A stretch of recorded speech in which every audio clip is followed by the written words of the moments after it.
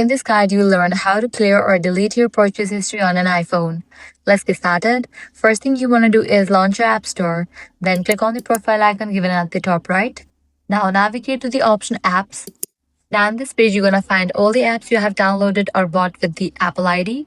If you want to remove an app from the list, all you have to do is swipe to the left, then click on the option Hide.